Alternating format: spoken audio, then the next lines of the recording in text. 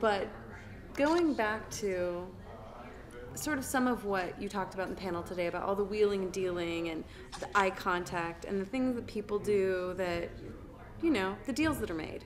Now you were there. Of course. And I've heard someone else say today something about, you know, Congress people, you know, your elected officials start out as nice people, they get to Washington, and basically you can't resist that type of corruption. Now, would you self-describe yourself as someone who has resisted that corruption or corruptibility? Not really. Not really. I think that when I was there, I certainly accommodated what I would say. You know, I'll give you an example. I was not on a labor committee, but Alaska was a labor state, so you had to be pro-labor. So I sold out literally to the labor interest, and I didn't have any problems. They need a lot of things to help. Same thing with Alaska Native, very poor. My base of power were poor people. So I sold out whatever they wanted, I was for.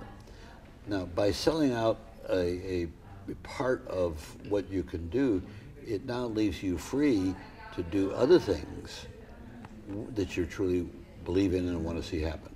Now, I believe in improving Native issues, but that's just one element.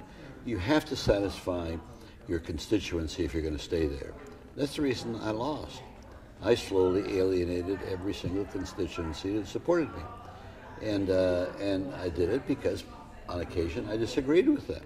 And I'm a very independent person, and I'm my own man, and so I vote my conscience.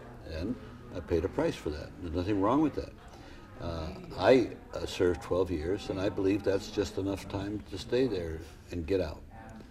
You know, and so I believe very strongly in term limits, because power corrupts everybody. And so the only device you have, or you can play all these games, the only device is to limit the amount of time anybody has that power.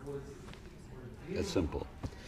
One of the things. Now I'm curious. I'm like, so when you sold out, were you selling out environmental interests, or no, selling out something else that might hurt Alaska? No, quite the contrary. I was